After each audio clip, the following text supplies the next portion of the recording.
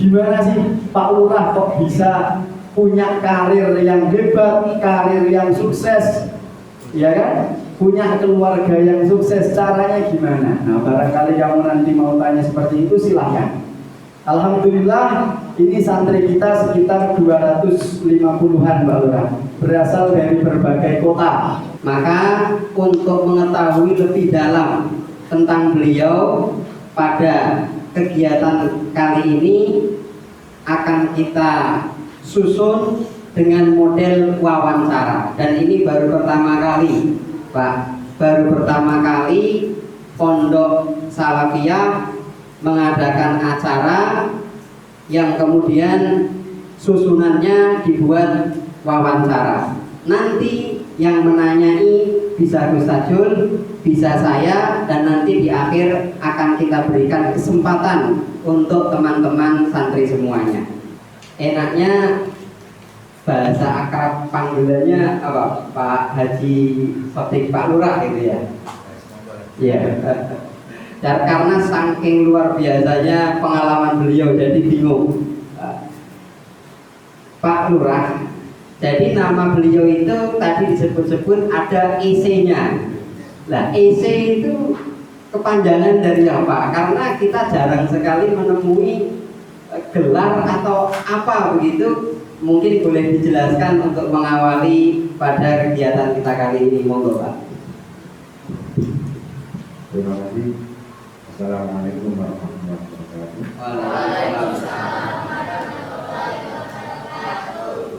Alhamdulillahirrahmanirrahim. Wassalatu wassalamu ala asyrofil anbiya'i wal mursalin Sayyidina Muhammadin wa ala alihi wa sahbihi ajma'in.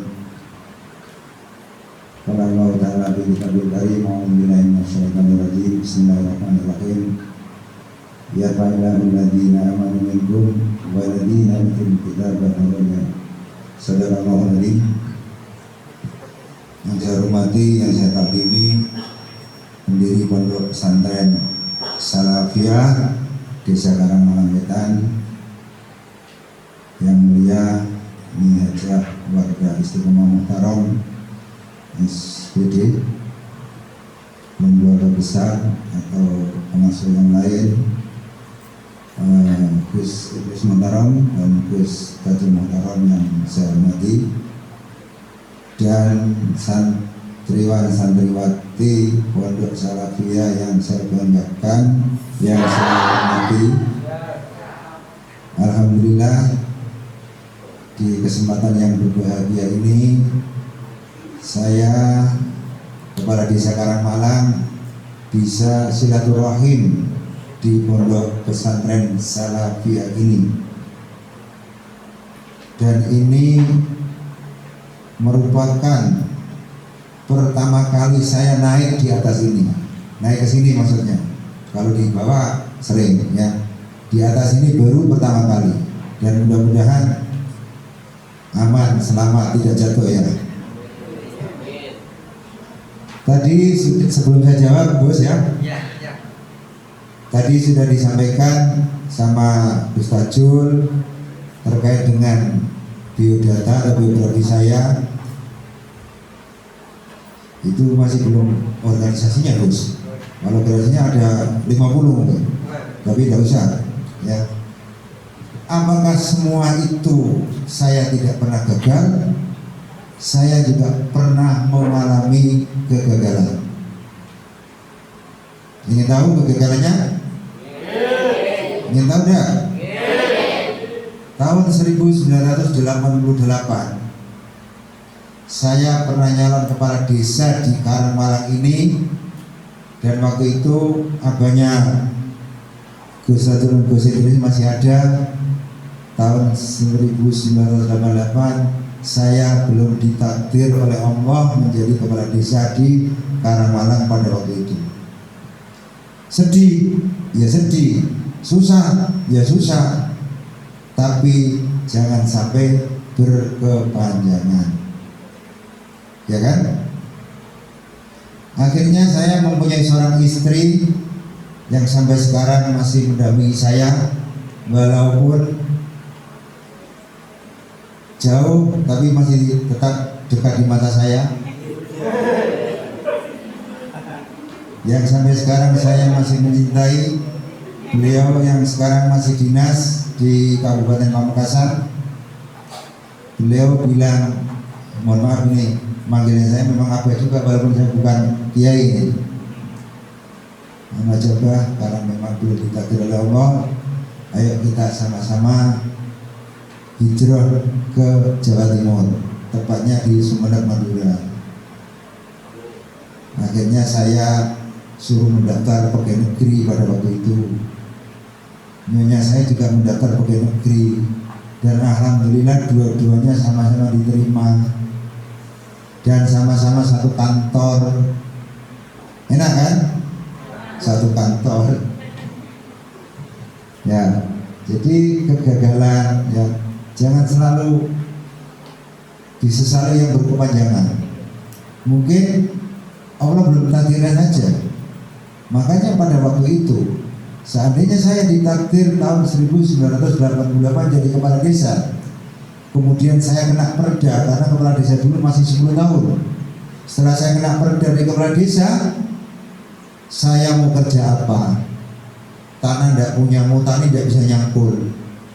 Ya, mau melamar pekerjaan di PNS umurnya sudah kelewat, jadi tidak bisa. Jadi Allah mentakdirkan saya belum siap dijadikan kepala desa. Makanya hijrah dulu di Madura, dan hikmahnya alhamdulillah luar biasa. Ya, seperti tadi yang dibacakan oleh Ustaz Jul, itulah antara lain itu. Ya, jadi adik-adik santri ya, walaupun mengalami kesulitan apapun, kita masih ada yang namanya Allah SWT yang bisa kita minta apapun itu, ya kan? Ya. Terus ada lagi, saya pernah gagal, saya pernah tidak naik Pak.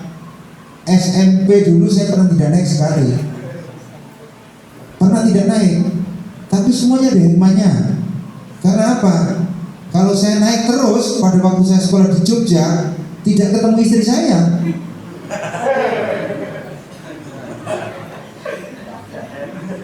Karena saya gagal 1 tahun, saya masuk di SLTA di Jogja, ya. Saya kelas 3, nyonya kelas 1. Nah, kalau saya waktu itu naik terus, kan gak ketemu nyonya, saya sudah lulus, nyonya baru masuk, kan gak ketemu kan? Itu sudah takdir, kan sudah kan? Kegagalan adalah kesuksesan yang iya, kan gitu. Jadi saya tidak putus asa dan tidak malu. Makanya pada waktu ada kampanye di kepala desa, kalian bilang ini, Pak Sotiwi sekolahnya bodoh, ya tidak apa-apa, biar saja. Ya namanya lawan politik kan seperti itu, tidak masalah bagi saya. Itu ya. Jadi jangan putus asa, walaupun itu ada kegagalan seperti yang saya sebutkan tadi. Ya. Jadi saya anak 3 tadi, yang pertama laki-laki, saya mau tak kasihkan santri ini maunya supaya bisa pintar ngaji. Nggak tahu sudah punya istri anak saya. Istrinya dapat orang Jogja dan punya anak 1 perempuan. Sekarang kelas 1 SD baru masuk sekarang. Yang nomor 2 perempuan tadi disampaikan sudah bekerja di bank. Suaminya dulu staf saya di Kementerian Agama. Yang nomor 3 yang masih single ya. Tapi kamu belajar dulu, tapi sudah S2 sudah lulus nih, mau nyari S3 katanya. Makanya kamu harus belajar dulu kalau mau dekati anak saya. Kan boleh jarak jauh, umur tinggi dan Rasulullah kan yang pertama antara 40 dan 25 kan? Kan boleh-boleh saja. Itu kan kalau sudah jodoh gitu. Terima kasih Gus Idris, tadi pertanyaannya apa yang dimasukkan Ece tadi. Pada waktu itu saya lulus kuliah itu kan saya sarjana ekonomi. Jadi dulu itu titelnya waktu belum SE Dr. Andes Ekonomi. EC-nya itu masih ekonomi. Ya, itulah Gus kira-kira pertanyaannya yang bisa saya jawab. Mungkin ada lagi, monggo silakan. Ya, jadi tadi Bapak sudah mengawali dengan menyapa kalian semuanya, bahkan diberi kesempatan untuk menjadi calon mantu, asalkan kualifikasinya, harus sekolah dulu setinggi-tingginya sehingga satu level, begitu kira-kira. Maka tetap semangat dalam belajar. Terus kemudian lebih ke keluarga Bapak. Jadi kadang-kadang kita ini sering melihat Bapak mengendarai trail. Nah ini apakah hobi Bapak sehingga sampai beli trail, kan kesannya seperti anak muda begitu. Mohon bisa dijawab Bapak. Terima kasih. Usia boleh tua, ya. Penampilan, mohon maaf ini Gus, ya saya tidak tahu persis ya. Kalau naik trail ini apa identik dengan orang nakal atau tidak sih? Karena saya pernah datang di satu pondok pesantren juga, ternyata di sana itu banyak ustadz-ustadz yang kadang naik sepeda motor yang dipredeli itu. Cuman bedanya bukan trail saja. Jadi saya hobi kendaraan itu mestinya ya sudah mulai saya SLTA ya, mulai SLTA saya senang kalau ada lihat balapan itu, saya senang. Pada waktu saya kerja selalu sering nonton dan sebagainya. Nah kebetulan pada waktu saya dinas di Sumeneb, Gus, ini saya terus terang kalau dinas di jajaran Kementerian Agama ini kan, kalau di Madura ini kan satu level dengan Pak Bupati, Pak Dandim, Pak Wakil Bupati, Pak Jaksa, Pak Ketua Pengadilan dan sebagainya, dan rekan-rekan yang lain. Kebetulan di sini ada komunitas trail itu yang diketuai oleh Bapak Wakil Bupati. Pertama saya ini sudah pengen beli trail, tapi saya takut dengan nyonya. Saya kalau dia bilang jangan, saya tidak berani saya. Kalau saya kasih makan sama nyonya nanti gimana? Mau masuk dikacek pintunya. Jadi saya itu ya, sudah tua, tidak usah gitu. Itu pada waktu itu. Ya tidak boleh ya sudah. Akhirnya saya suatu saat itu pas jogging lah bersama Pak Wakil Bupati. Kebetulan saya akrab dan istri Wakil Bupati juga akrab dengan istri saya. Akhirnya Pak Wakil Bupati itu, ayo Pak Sodik, refreshing, ayo main macam-macam grup nih, grup apa? Saya harus trail, saya mindi guys. Nah dengan referensi itu saya pulang ngomong keluarga. Ini tadi saya ketemu Pak Wakil Bupati, aku kok suruh ikut komunitas di trail itu, bagaimana menurut kamu? Nyonya tidak jawab, berarti boleh. Kalau tidak boleh kan jangan, tidak jawab, berarti boleh kan? Sama dengan perempuan ini kalau dilamar diem berarti kan mau. Kalau tidak mau kan bilang enggak mau, kan gitu sih. Tapi kalau diam kan mau berarti. Ya. Istri saya mah diam, berarti kan boleh. Akhirnya belilah itu. Jadi saya kalau pas hari Ahad Gus, ini ya refreshing lah. Jadi refreshing, dan itu tidak hanya semata-mata kita jalan gura-gura, tidak. Jadi ada tujuan, termasuk memberikan bakti sosial di desa mana, kecamatan mana. Nah, apa yang dibawa itu sudah melalui jalan, melalui jalan biasa, pakai mobil sembako atau apa, itu sudah melalui mobil berhenti di kecamatan A, desa B gitu. Nah kita itu ya lewat laut, lewat gunung, lewat sungai, naik trail itu dari jam 6 pagi, nanti jam 12 sudah nyampe sana. Nah kita di sana mengumpulkan orang-orang yang memerlukan bantuan, akhirnya kita sama-sama memberikan bantuan. Itu loh. Jadi jangan identik wah naik trail mungkin nakal, tidak. Insya Allah tidak lah. Insya Allah. Mau di Karangmalang nggak naik trail ada banyak yang maling. Ya kan? Ya. Jadi insya Allah itu ya hobi lah Gus. Hobi, dan saya senang itu walaupun risikonya sangat berat. Kalau jatuh kan disakit kan. Makanya saya harus pakai ya kelengkapan balap lah gitu. Jadi karena apalagi udah tulang tua ini ya, itulah antara lain. Monggo dilanjut. Jadi berawal dari sebuah komunitas yang memaksa Bapak Haji Sotik ini membeli trail sehingga menjadi hobi. Nah tadi disampaikan karena komunitasnya itu para pejabat tinggi di kabupaten waktu itu. Nah kemudian nyambung Bapak, ketika waktu itu Bapak kumpul-kumpulnya dengan komunitas para pejabat kabupaten. Terus kemudian saat ini Bapak menjadi kades, menjadi kepala desa yang komunitasnya orang-orang awam. Orang-orang awam, nah ini bagaimana Bapak menyikapi perbedaan strata barangkali? Terima kasih Gus Idris. Pada waktu tahun 2018, tepatnya ya tanggal 31 Juli tahun 2018, itu batas saya masuk kantor Kementerian Agama di dalam kedinasan. Mulai 1 Agustus tahun 2018 saya sudah pensiun purna tugas, ya kan? Terus kemudian ya saya tidak ada kerjaan lah. Ya kadang-kadang mohon maaf Gus, namanya orang hidup ini kan boleh nyambi apa saja, yang penting kan halal kan. Kadang-kadang saya dengan teman-teman ya nyari tanah, nyari rumah, kadang-kadang mobil, ada yang jual mobil carikan tanah ini dan itulah. Jadi nyambilah itu. Ya alhamdulillah lah, dari itu alhamdulillah saya juga bisa memenuhi kebutuhan keluarga lah, ya.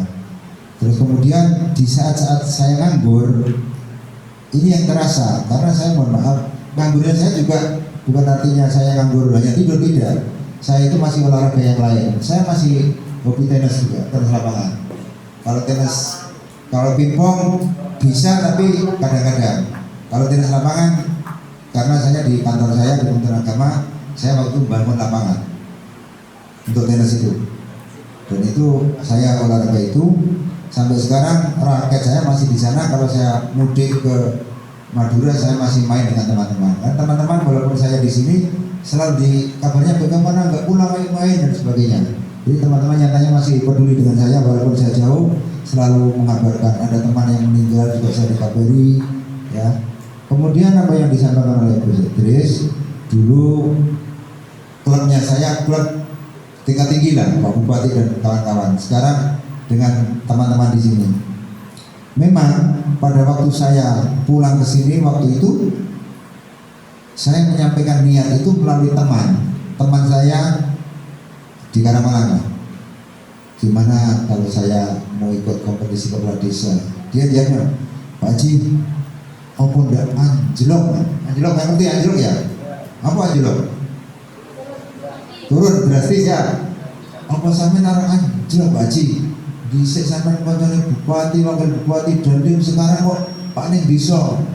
Jawaban saya, ya itu kan kalau di Madura, di sini kan nggak ada yang tahu di sana. Itu saya, ya kan? Tapi itu masih dia meragukan. Akhirnya saya komunikasi dengan adik-adik saya, ya adik-adik saya kan banyak. Saya minta pendapat juga. Ada yang pro dan ada yang kontra, ada yang mendukung, ada yang tidak. Saya mau maju sebagai kepala desa ini. Karena ada pro dan kontra, semuanya kasih tugas, istiqoroh semua. Hasilnya kirim ke saya. Walaupun saya juga istiqoroh sendiri.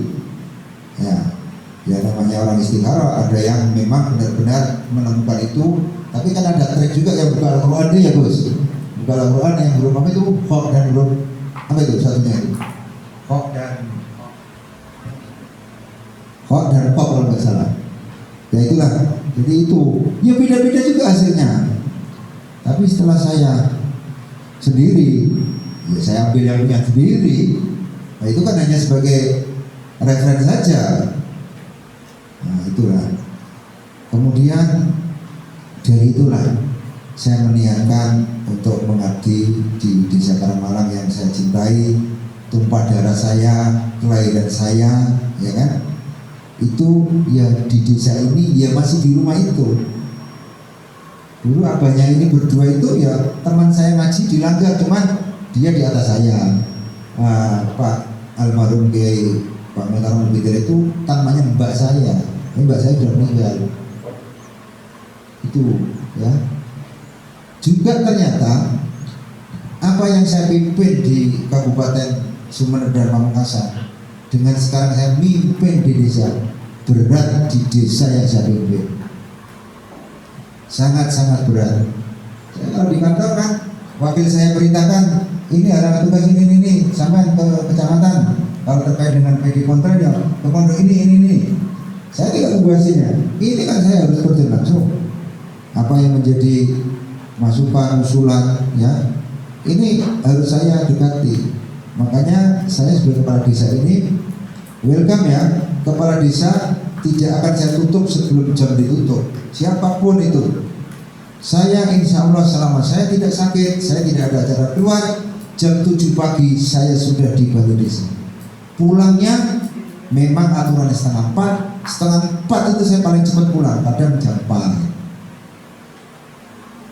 Setelah saya lulus, orang tua saya itu mendaftar aja nanti ke IAIN. Pada waktu abah saya itu saya suruh sekolah ke IAIN S1-nya.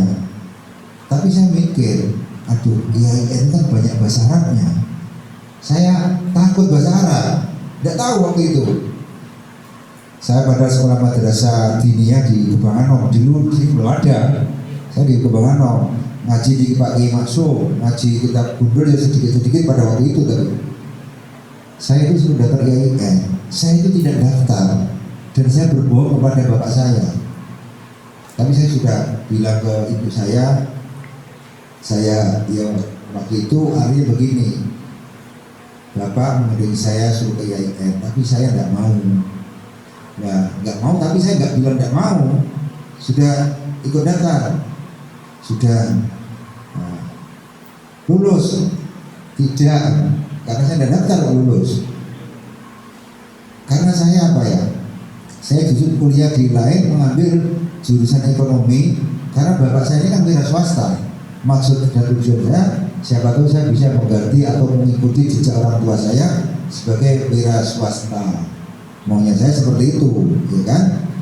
Nah, itulah akhirnya saya di situ. Nyonya saya kelas 1, saya kelas 3 itu tadi ya, kebetulan ya pokoknya dari itulah Pak kenalnya. Jadi singkatnya istri saya itu karena orang Madura, ya saya mengikut ke Madura kan. Ya, jadi saya mengikuti istri ya. Jadi jangan malu ikut istri, kalau memang belum punya pekerjaan ikuti istri tidak apa-apa ya. Tapi kalau bisa ya jangan ya, itu. Jadi ternyata keluarga besar istri saya itu memang orang pesantren. Jadi saya itu tidak ada apa-apanya mestinya kalau dibanding dia pada waktu itu. Orang pesantren tapi termasuk ya modern lah, karena anaknya ada yang jadi pegawai negeri. Mertua saya pegawai negeri dulu, jadi kementerian agama juga pada waktu itu. Ya, wakil kepalanya di mana, di Pamekasan sebenarnya gitu kan gitu. Terus mbah itu pondok pesantren, termasuk Pak Profesor Dr. Mahfud MD masih saudaranya istri saya. Dan istri saya pernah jadi mahasiswinya di UII, Universitas Islam Indonesia Yogyakarta, dan pada waktu itu juga ingin dijadikan asistennya kalau mau mengambil jurusan hukum tata negara.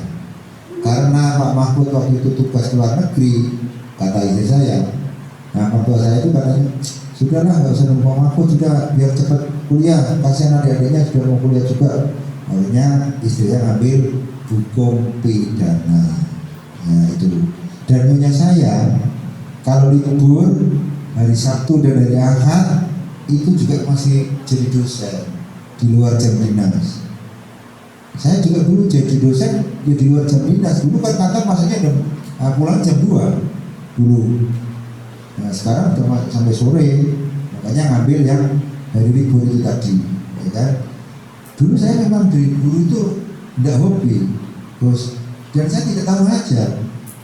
Tapi setelah saya diminta kiai Pondok Al Amin Perinduan Sumeneb, tahu kan? Pondok besar, dan satunya Anukoyan itu pondok besar. Saya pada waktu itu setelah ditawari oleh Bapak Kiai, siapa itu?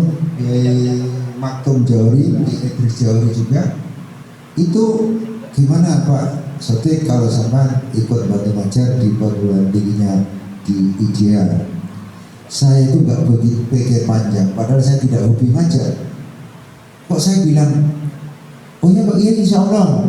Padahal saya waktu itu buku nggak pegang satu pun. Itu ya, tapi saya dimengerti di sana, saya dikasih pelajaran yang yang muatan lokal. Jadi saya ngajar manajemen pada waktu itu di pondok itu. Dari itulah saya ternyata ngajar kok enak ternyata. Apakah yang diajari ini mahasiswa saya nggak tahu. Ternyata enak. Makanya akhirnya perguruan tinggi yang lain nawari saya terima semua. Itu aja. Itu antara lain itu ya. Jadi saya ketemunya istri itu mulai kenalnya pada waktu di MAN, saya MAN 3, istri saya MAN 1. Nah, dan selanjutnya kan proses. Setelah dari istri saya itu tadi, saya gagal di sini, dibawa hijrah ke Madura. Alhamdulillah karir saya di Madura, dan sekarang kembali ke desa, bangun desa untuk desa Karangmalang yang kita cintai. Tepuk tangan untuk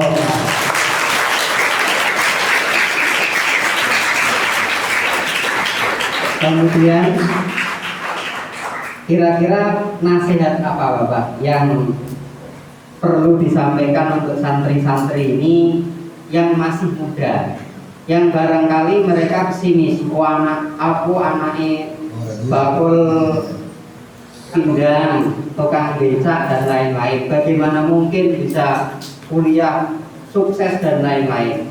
Apa kira-kira nasihat untuk teman-teman santri semua ini Bapak? Terima kasih. Saya tanya dulu ini, santriwan santriwati ini nanti ingin jadi apa ini? Cita-citanya ingin jadi apa?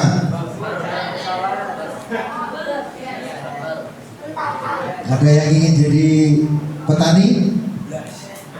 Enggak ada yang ngacung. Ingin jadi dokter? Ngacung enggak apa-apa. Ini kan termasuk cita-cita. Yang jadi dokter sama ada enggak? Ada.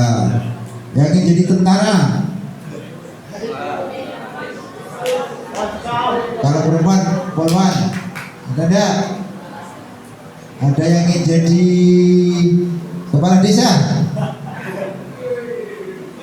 Ada satu ya. Ada yang ingin jadi bupati? Ada. Gubernur? Presiden? Wah, bagus. Itulah cita-cita. Jadi orang hidup itu harus punya cita-cita, ya. Walaupun kadang cita-cita itu kadang-kadang di perjalanan akan berubah karena lihat situasi kondisi kan akan berubah. Tapi kalau sudah punya cita-cita ini sudah niatan yang bagus, siapa tahu dengan keikhlasan tadi saya tanya dicatat juga oleh Mas Malaikat lewat, dicatat jadilah apa yang menjadi cita-cita. Kapan? Ya kapan saja nanti kalau sudah waktunya kan ya. Yang penting seperti tadi disampaikan oleh Gus Idris, walaupun latar belakang orang tua, background orang tua seperti apapun, di hadapan Allah kan sama kan? Sama. Dan saya juga berharap walaupun di pondok pesantren, di sekolah-sekolah formal yang lain, walaupun itu anaknya orang tidak punya, harus perlakuannya harus sama, ya kan? Makanya adik-adik semua ini di dalam menimba ilmu, menempuh ilmu di pondok pesantren Salafiyah ini, jangan lupa orang tua selalu didoakan dan didoakan. Ya, walaupun petani yang sukses, mudah-mudahan tembakunya larang, padinya mahal, bisa panen, ya kan? Mohon maaf, seandainya ada yang becak, mudah-mudahan bapak saya jadi becak yang berhasil, ya kan? Jangan sampai meninggalkan 5 waktu, dan mudah-mudahan hasil becak yang kecil akan barokah berkah untuk anaknya yang dikirim di pondok pesantren ini. Ya, jadi jangan kecil hati, walaupun latar belakang orang tuanya seperti apa, yang penting adik-adik ini harus semangat belajar. Ya, belajar. Kalau melihat dari judulnya pemerintahan oke, ya, kepemimpinan oke, ya, itu harus sama-sama dimengerti. Makanya di sini pondok ini kan ada sekolah umum juga kan, jadi tidak hanya agama tapi ilmu umum pun juga kita dapatkan, gitu kan? Jadi tetap semangat, jangan putus asa. Tadi saya pernah gagal kan, anggap 2 kali gagalan saya, tapi alhamdulillah. Yang penting jangan putus asa, ya, jangan putus asa.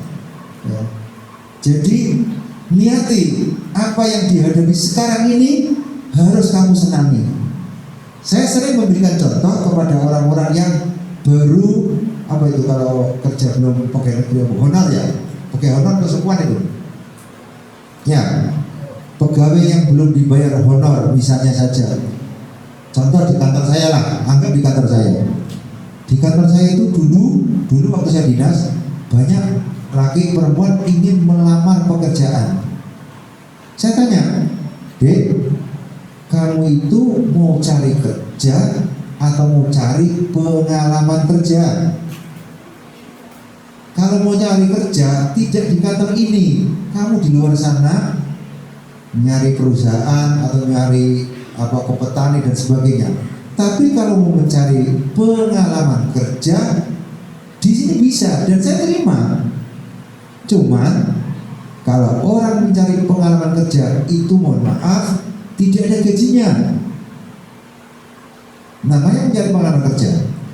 Tapi nanti para seksi, para kasih-kasih yang di bawah saya tiap akhir bulan atau awal bulan tidak menutup mata, kamu insya Allah tetap dikasih transport.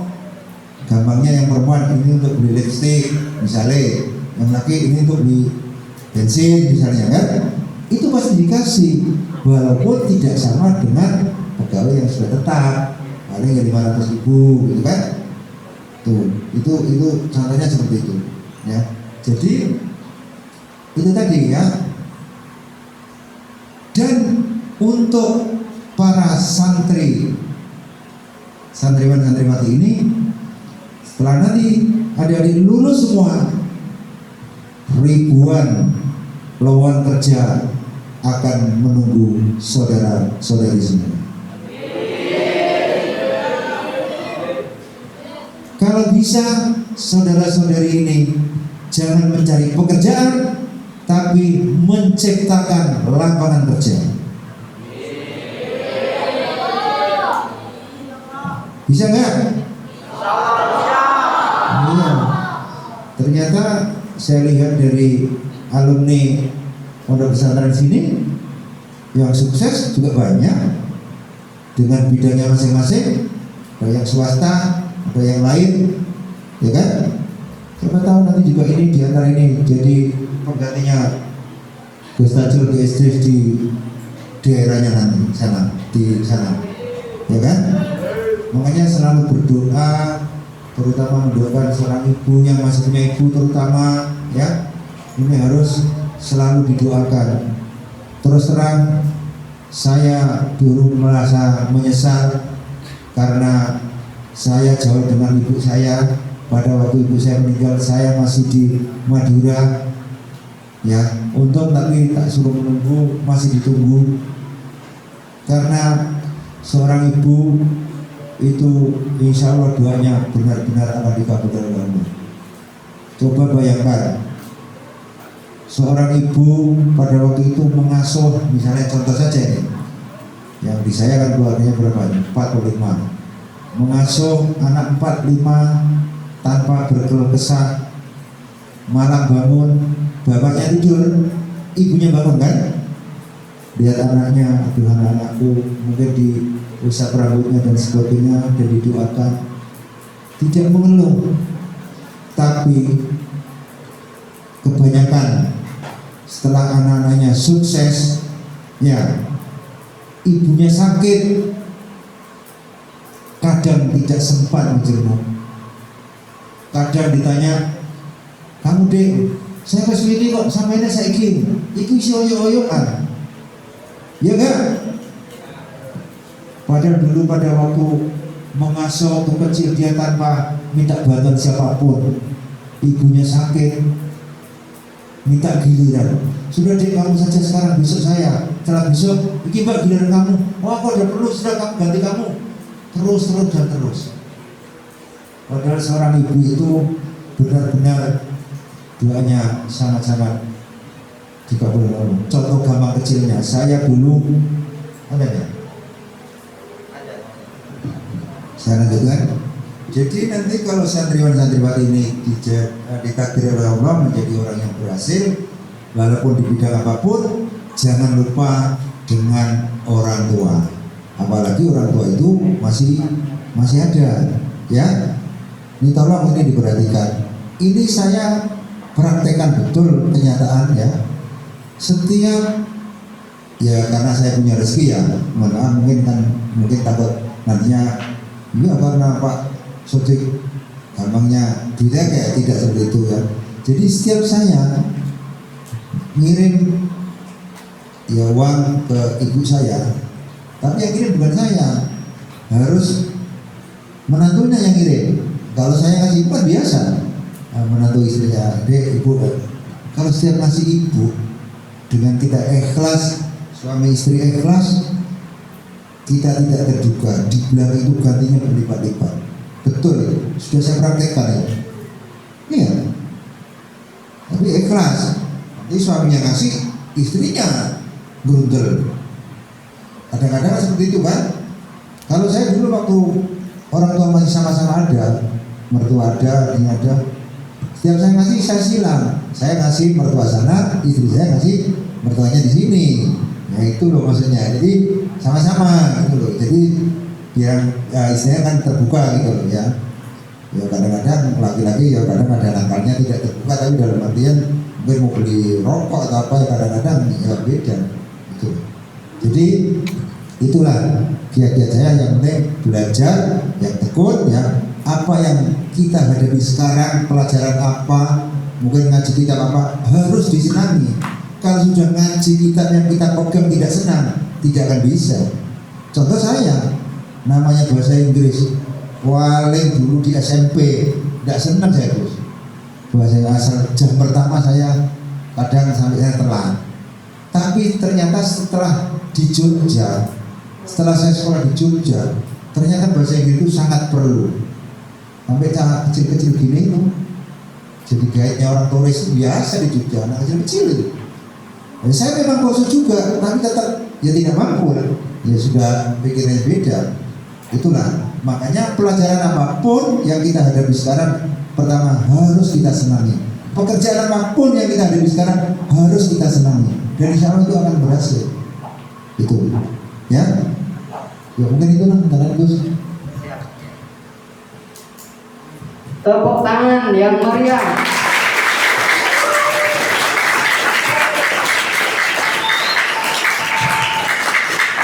Barangkali Ustadzul atau teman-teman santri semuanya ada yang perlu ditanyakan, semoga. Silakan, jangan malu-malu. Mumpung ada saya di sini. Ya, ayo Rik. Sebutkan loh dari mana biar saya kenal. Assalamualaikum warahmatullahi wabarakatuh. Perkenalkan, nama saya Muhammad Saifuddin, santri asal Batam. Saya ingin bertanya, apakah untuk menjadi orang dinas atau orang negara itu harus memiliki titel seperti sarjana S1 atau S2? Nah, apakah orang-orang yang tidak memiliki sarjana-sarjana tersebut apakah dapat memasuki ke dinas-dinas negara? Itu sekian dari saya. Assalamualaikum warahmatullahi wabarakatuh.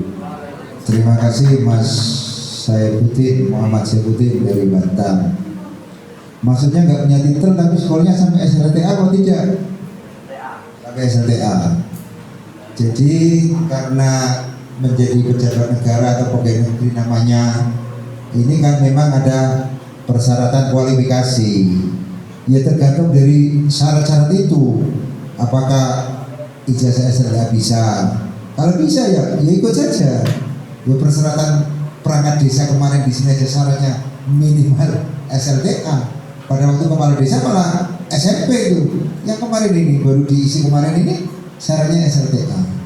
Ya, jadi kalau punya ijazah SLTA atau yang sederajat ya, terus masih ada kesempatan untuk ke level lebih tinggi, lanjutkan saja. Apakah bisa? Ya dengan takdir Allah, memang kualifikasi ijazah SLTA dipakai untuk daftar, insya Allah diterima. Insya Allah. Ya, makanya berusaha. Cuman pegawai negeri ini sekarang kayak dibatasi lewat 35 tahun itu tidak bisa. Sekarang kalau sudah usia 35 tahun itu tidak bisa. Tuh, itu deh ya. Mudah-mudahan apa yang menjadi cita-cita adik yang dari Batam, Muhammad Syaifuddin, kalau memang pengen menjadi pejabat negara, mudah-mudahan dikabulkan Allah. Tidak itu melalui legislatif kan gitu, nanti kan sama saja ya.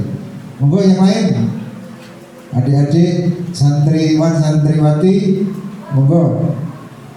Ayo, ya adik, monggo silakan adik.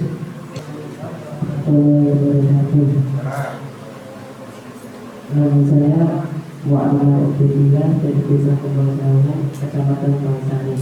Saya ingin bertanya, dalam berorganisasi seorang pemimpin itu harus bisa memanajemen sesuatu, terutama kepada anggotanya. Lalu menurut Pak Lurah, bagaimana sikap seorang pemimpin terhadap anggota yang kurang bisa diajak kerjasama? Terima kasih. Wassalamualaikum warahmatullahi wabarakatuh. Terima kasih, Mas Muhammad. Dan ini biasanya Muhammad kan Kori kan? Dari Rawasari. Bagaimana seorang pemimpin bisa memanage anak buahnya yang tidak apa? Tidak mau diatur ya? Ya, karena ini. Manajemen itu apa sih? Siapa tahu? Manajemen. Definisi manajemen siapa tahu? Ayo. Manajemen. Ayo siapa tahu? Ayo. Ayo. Ini pertanyaan ini saya tanyakan pada waktu awal saya dari dosen pertama kali di Madura. Kata manajemen yang saya tanyakan kepada mahasiswa-mahasiswi yang saya pertama kali belajar. Ayo, manajemen apa? Kira-kira?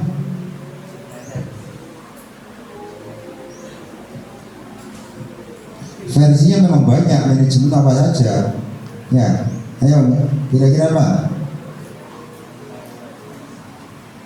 Mengatur. Ya, mengatur. Yang lain? Tidak apa-apa, sahur manuk di belakang. Ayo, apa lagi? Mengatur. Terus?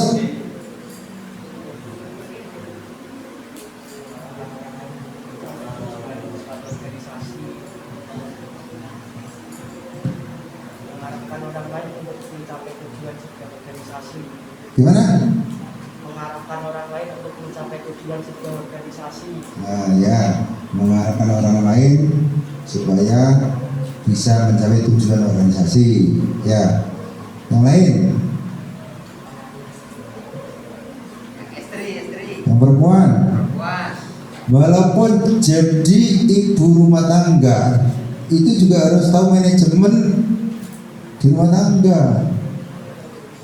Kata mertua saya ini cerita, Bu, ibu dulu sekolah di mana? Sampai sekarang saya masih kuliah. Di mana, Bu? Undak apa, Bu? Universitas Dapur. Undak kuliahnya, Universitas Dapur.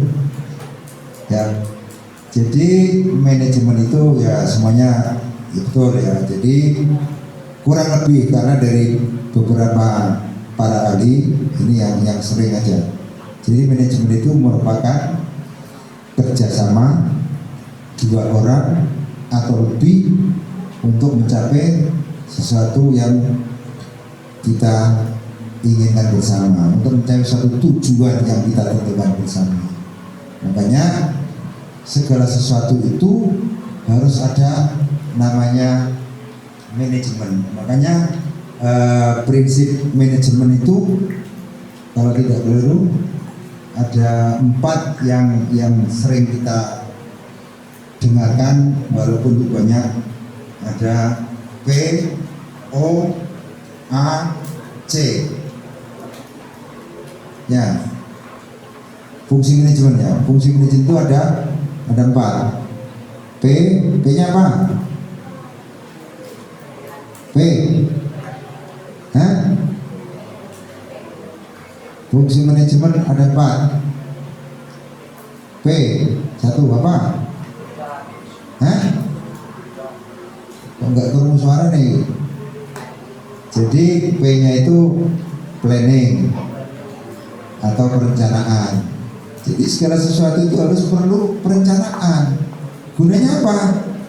Untuk meminimalisir daripada kesalahan-kesalahan. Ya, makanya nanti yang perempuan jadi ibu rumah tangga kalau nggak bisa memanage belanja dapurnya juga bisa tidak ngebul nanti kompornya. Ya, yang kedua,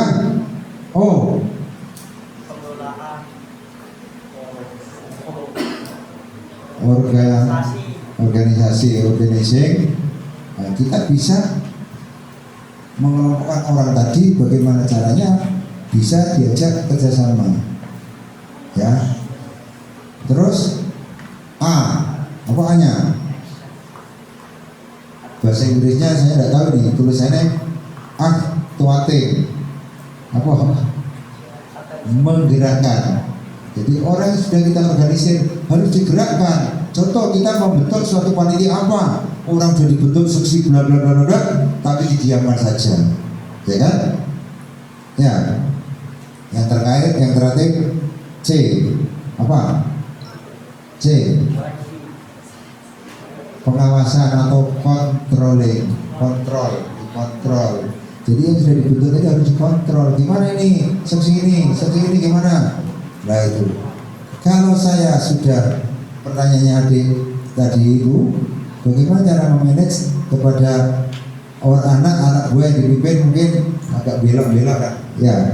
Ya, namanya orang bekerja pasti juga tidak untuk kemungkinan punya problem-problem atau masalah-masalah. Itu caranya begini deh, ya misalnya ini sampai anak buah apa yang dimaksud tadi anak buah saya panggil, kenapa sih kamu kok kalau ke kantor telat terus, ya kan? Kalau pulang lebih cepat, tidak sebaliknya ya. Mungkin kan datang ke kantor lebih cepat, pulangnya lambat. Jadi itu yang betul. Ini datanya telat, pulangnya cepat. Nah, jadi kita harus kita tanya dulu. Contoh ini yang saya contohkan, kalau di sini saya tidak bisa yang saya contohkan dulu di kantor itu begini. Pak, sampean kok selalu telat, kenapa Pak? Iya Pak, saya itu dulu pegawai yang sudah lama ya, karena saya itu punya hutang yang untuk bayar tiap bulan, saya itu pada kurang, gaji saya kurang itu. Terus sampean apa? Saya kalau pagi Pak masih kadang-kadang masih ngojek ya untuk menambah supaya dapurnya hidup lah. Itu antara lain. Kita dekati dulu, jangan dimarahi dulu, ya kan? Jangan dimarahi dulu. Nah, setelah itu kalau sudah dia masalahnya itu putaran sampai berapa sekian Pak ini. Nah, kita mencarikan jalan keluar.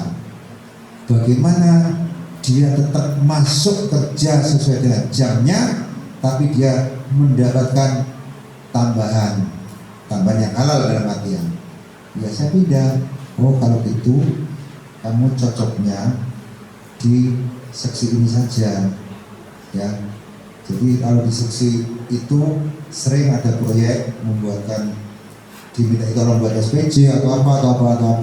Kadang kamu sering disuruh ke Surabaya, ke Jakarta, itu kan masih ada ongkosnya, mungkin kamu bisa lebih dari itu. Jadi kalau kita belum tahu masalahnya kepada orang yang malas itu tadi, jangan langsung dimarahi. Kita dekati dulu, tanyakan dulu masalahnya apa. Makanya saya di kantor, walaupun di balai desa sekarang, kalau punya problem di rumah jangan dibawa ke kantor. Di rumah, di kantor ini kerja memberikan pelayanan yang baik. Kalau Anda mau sharing dengan Sarah, mau curhat secara pribadi, karena itu rahasia, silakan masuk ke ruangan saya. Yang saya tahu, hanya saya dan sampean. Barangkali saya bisa memberi solusi jalan keluar yang baik untuk sampean. Itu ya. Besok kalau kamu mau dek jadi pemimpinan perusahaan, kalau startnya lambat atau malas, jangan dimarahi dulu. Ya, harus dicari dulu masalahnya apa. Ya, kalau wis dilege terus wis dasare males, itu ada tindakan. Makanya kan ada itu biasanya kalau bekerja baik tadi ada punishment dan reward kan. Kalau yang kerjanya bagus dapat reward, kalau yang tidak bagus kena punishment dan sebagainya. Itu ya. Mudah-mudahan kamu jadi pemimpin, minimal pemimpin rumah tangga, itu loh. Yang lain, monggo, dek. Yang perempuan ini diam semua ini, malu ya? Saya mau tanya satu saja ya untuk semuanya. Apa arti daripada disiplin? Disiplin. Kapan disiplin dimulai? Ayo siapa yang tahu? Apa? Usia dini. Disiplin itu adalah merupakan tindakan yang dimulai dari diri sendiri. Dimulai dari diri sendiri. Kalau masuk apa pelajarannya? Jam berapa biasanya? Misalnya pelajaran masuk jam 7 karena kamar mandi ada tidak? Ya, masuk jam 7 kamar mandi antri orang 10. Jadi sampai sudah bisa memanage mestinya. Kalau 10 orang itu per orang mandinya sekian menit. Ya, sekian menit. Dihitung, sampai bisa menghitung itu, makanya nanti sampai bisa jadi disiplin. Sampai mandinya tepat waktu sesuai dengan jamnya. Makanya disiplin itu dimulai dari diri sendiri. Kalau masihnya jam 7, antri mandinya 15 menit, misalnya ini kan. Jadi sampean sudah menghitung sendiri dari jam 7 kurang 15. Berpakaiannya berapa menit, misalnya ini. Kalau ada laki-laki berpakaiannya cepat kan, perempuan kan lama, berhukumnya mungkin apa dan sebagainya. Nah itulah makanya disiplin itu yang dimulai dari diri sendiri. Kayak saya mau ke balai desa masuk jam 7 kan, minimal saya kurang 10 menit jam 7 saya sudah berangkat. Minimal itu. Ya, kadang tamu pagi-pagi ke rumah saya bilang, Pak, mohon maaf ini sudah setengah 7. Kalau memang dereng rampung, monggo terasakan wonten balik dusun. Karena pulau boten badhe terlambat masuk terbalai. Ngoten. Disiplin itu dimulai dari kita sendiri. Ya, misalnya Pak mengikuti apalah undangannya jam 8. Kira-kira dari sini ke tempat itu berapa jam lah? Kita yang menghitung. Termasuk mungkin saatnya ada aral di jalan, kita bisa menghitung itu. Ya, jadi disiplin itu adalah dimulai dari diri kita sendiri. Oh. Tepuk tangan yang meriah.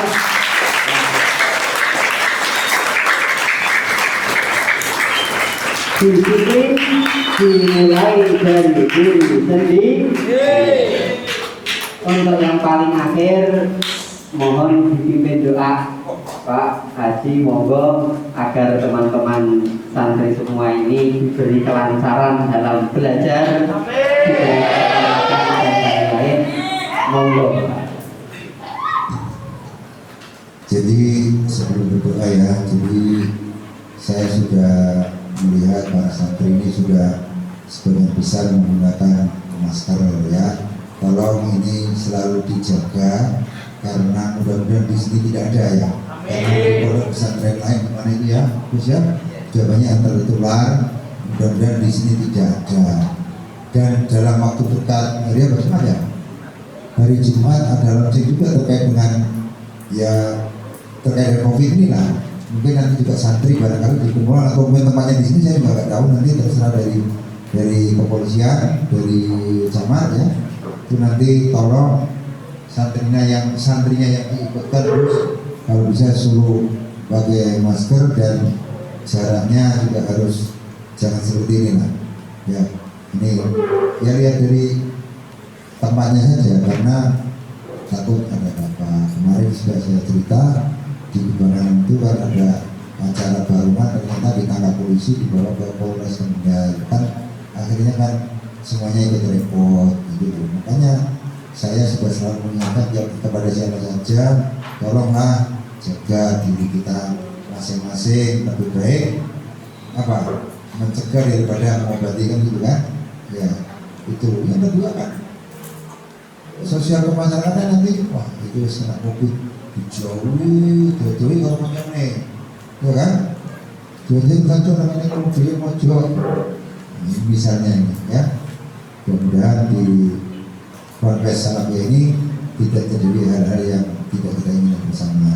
Belajar dan selalu sholat berjamaah. Kalau di pondok itu harus sholat berjamaah dan jangan lupa mendoakan kedua orang tua baik yang masih ada maupun yang sudah tiada ya. Jangan malu dengan latar belakang orang tua, semuanya di hadapan Allah adalah ketakwanya ya. Itu yang leader ya. Mari kita berdoa bersama, mudah-mudahan apa yang sudah kita laksanakan senantiasa akan membawa berkah ya, terutama kepada diri saya sendiri dan kepada semua yang hadir di sini ya. Dan kita selalu berdoa kapanpun dan tempatnya di mana saja. Al-Fatihah.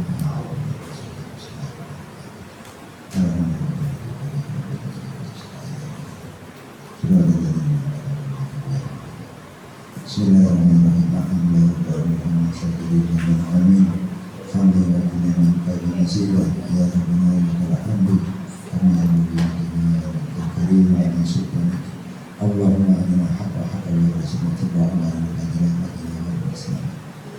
Rabbana wa lana nafsina wa dhurriyyatina qurrata a'yunin ya Allah, dan santri untuk Salafiyah diberi kesehatan, diberi keselamatan ya Allah, orang tuanya diberi kemudahan untuk mencari rezeki yang halal ya Allah, agar apa yang diberikan kepada kita menjadi rezeki yang barokah, yang mudah-mudahan Allah selalu memberikan rezeki yang lain yang nantinya bisa digunakan dengan hal-hal yang positif bagi putra-putri wali santri dan santriwati. Rabbana hab lana min ladunka rahmatan qurrata a'yunin Rabbana ij'alna muslimin taghfir lana Rabbana la rahimna nasma ta'arufna wa la ta'amna suraka Muhammad wa qulina Rabbana la yuhamna Rabbana wa ghfir lana warhamna Rabbana wa sallallahu alaihi wa sallam Rabbana atina fid dunya hasanah wa fil akhirati hasanah wa qina adzabannar wa atina ya aziz ya ghafur ya rabbal alamin sallallahu alaihi wa sallam subhana rabbika rabbil izzati amma yasifun wa salamun alal mursalin walhamdulillahi rabbil alamin. Wa